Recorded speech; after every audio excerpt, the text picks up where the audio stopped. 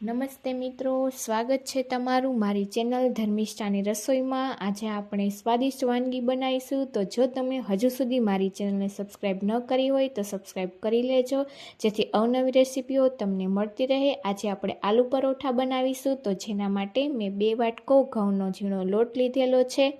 તેમાં આપણે સ્વાદ મુજબ મીઠું ઉમેરી દઈશું, ત્યારબાદ તેલ ઉમેરી દઈશું। તો મેં 1 મોટી ચમચી જેટલું તેલ ઉમેરેલું છે। તેને આપણે હાથની મદદથી ચલાવીને બરોબર મિક્સ કરી લેશું। ત્યારબાદ આપણે પાણી ઉમેરતા જશું અને આપણે લોટ બાંધી લેશું।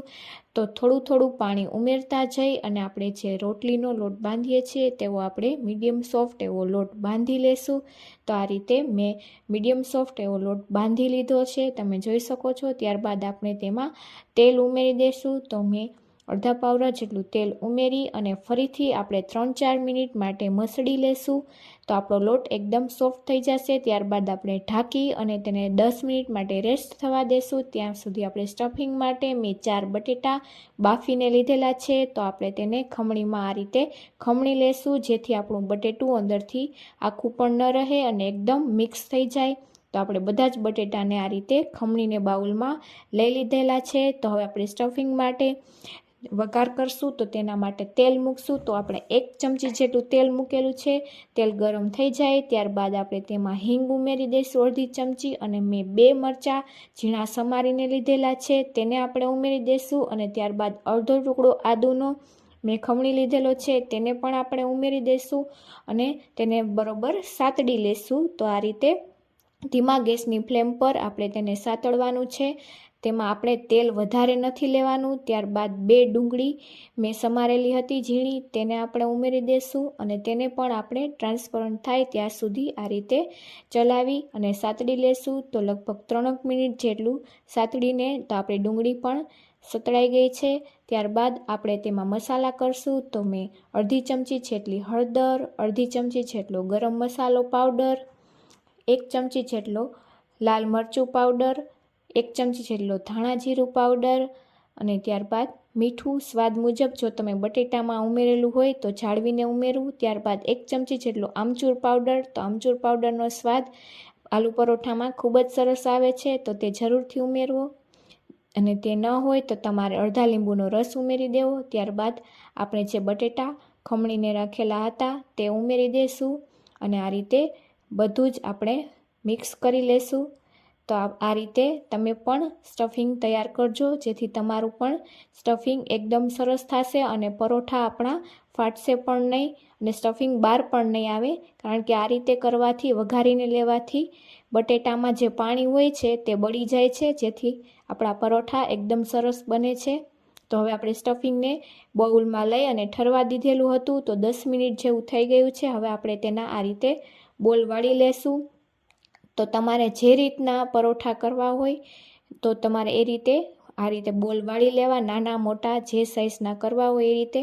પરંતુ આલુ પરોઠામાં સ્ટફિંગ વધારે જ રાખવું, જેથી તેનો ટેસ્ટ ખૂબ સરસ આવે। તો આ રીતે મેં બોલ કરી લીધેલા છે। તો હવે આપણો લોટ પણ રેસ્ટ થઈ ગયો છે, તમે જોઈ શકો છો। ફરીથી તેને આ રીતે મસળી લેશું। જેમ આપણો લોટ વધારે આ રીતે મસળેલો હશે તે રીતે આપણા પરોઠા એકદમ સરસ બનશે।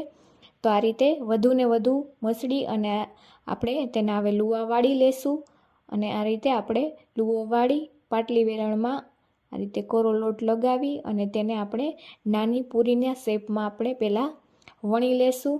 તો તમે પણ આ રીતે આલુ પરોઠા જરૂરથી ટ્રાય કરજો। તો તમે બાળકોને લંચ બોક્સમાં પણ આપી શકો છો અને સવારના નાસ્તામાં પણ આ ખૂબ જ સરસ લાગે છે ચા સાથે। તો હવે આપણે આ રીતે પૂરી વણી અને અંદર સ્ટફિંગ મૂકી અને તેને ઉપરની સાઈડથી આ રીતે બધી સાઈડથી પ્રેસ કરતા જશું। તો આ રીતે પ્રેસ કરી અને આપણે જે વધારાનો લોટ છે તેને આપણે ઉપરથી લઈ લેશું અને ફરીથી આપણે તેને પ્રેસ કરી દેશું અને આપણે લુવાને હાથમાં લઈ અને આ રીતે ફેરવતા જશું અને આપણું જેથી સ્ટફિંગ છે તે છેક કિનારી સુધી એકદમ સરસ આવી જાય, જેથી આપણું આલુ પરોઠું કોરું ન રહે। તો આ રીતે ફરીથી આપણે કોરો લોટ લઈ અને તેને વણી લેવાનું છે અને તે સાવ હળવા હાથથી જ વણવાનું છે, જેથી આપણું સ્ટફિંગ વધારે બહાર ન આવી જાય। તો આપણે કિનારીઓથી આ રીતે વણતા જશું। અને તેની મેં સાઈડ ચેન્જ કરી લીધેલી છે અને ફરીથી આપણે તેને આ રીતે વણી લેશું. તો તમારે ખાસ ધ્યાન રાખવું કે હળવા હાથેથી જ આપણે વણવાનું છે. અને જો તમને એવું લાગે કે આપણું પરોઠું ચોંટે છે તો ફરીથી થોડો કોરો લોટ ઉમેરી અને આ રીતે ફેરવતા જઈ અને આપણે વણી લેવાનું છે. આપણે વચ્ચેની સાઈડથી વધારે નથી વણવાનું, આ રીતે કિનારીઓથી જ આપણે પરાઠાને વણવાનું છે, જેથી આપણું સ્ટફિંગ વધારે બહાર પણ નહીં આવે અને આપણું પરોઠું એકદમ સરસ વણાઈ પણ જશે. તો તમે જોઈ શકો છો કે આપણું એકદમ સરસ પરોઠું વણાય છે, કારણ કે આપણો લોટ એકદમ સોફ્ટ થઈ ગયેલો હતો. તો આ રીતે વધારે મસળીને લોટને બાંધવો, જેથી આપણા પરોઠા એકદમ સરસ થાય. તો તમે જોઈ શકો છો કે આપણું પરોઠું એકદમ સરસ વણાઈ ગયું છે, જે મીડિયમ થીક મેં રાખેલું છે. તો હવે આપણે તવો ગરમ કરવા માટે મૂકેલો હતો અને મેં બધા જ પરોઠા વણી લીધેલા છે. તેમાં આપણે પરોઠાને શેકી લેશું. તો ઉપરનો ભાગ જે વણેલો હતો તે નીચે પહેલાં આપણે શેકશું. તો આપણે સહેજ એવો શેકાઈ જાય ત્યારબાદ આપણે તેની સાઈડ ચેન્જ કરી નાખશું. તમે જોઈ શકો છો આ રીતે વ્હાઈટ ડિઝાઇન પડે ત્યારે આપણે તેને પલટી લેવાનું છે. હવે આપણે તેની સાઈડ ઘી લગાવી દેશું. તમારે બટર કે તેલમાં શેકવા હોય તો તેમાં પણ શેકી શકો, પણ આ રીતે ઘીમાં શેકવાથી પરોઠાનો સ્વાદ ખૂબ જ સરસ લાગે છે. તો તમે આ રીતે ઘીમાં જ શેકીને ટ્રાય કરજો. તો હવે આપણે બીજી સાઈડ પણ ચેન્જ કરી અને તેની સાઈડ પણ આ રીતે ઘી લગાવી અને શેકી લેશું. તો આ રીતે હું બંને સાઈડથી ઘી લગાવતા જશું અને આ રીતે આપણે શેકતા જશું. તો મીડિયમ ગેસની ફ્લેમ પર આપણે આ રીતે પરોઠાને ફેરવતા જશું અને શેકતા જશું અને આ રીતે આપણે તેની કિનારીઓથી આ રીતે પ્રેસ કરતા જશું, જેથી આપણે કિનારીઓ બરોબર શેકાઈ જાય. તો તમે જોઈ શકો છો કે આપણું પરોઠું આ રીતે શેકાઈને તૈયાર છે. તો આ રીતે મેં બીજા પરોઠાને પણ શેકીને લઈ લીધા છે. તો હવે આપણે પ્લેટમાં પરોઠાને લઈ લેશું. તો આપણા પરોઠા તૈયાર છે. ઉપરથી ઘી લગાવી લેશું અને તેમાં બટર ઉમેરી દેશું. ત્યારબાદ તેને આપણે દહીં સાથે લઈ લેશું. તો તમે પણ આ રેસીપી જરૂરથી ટ્રાય કરજો અને તમને મારી આ રેસીપી કેવી લાગી તે કોમેન્ટમાં જરૂરથી જણાવજો.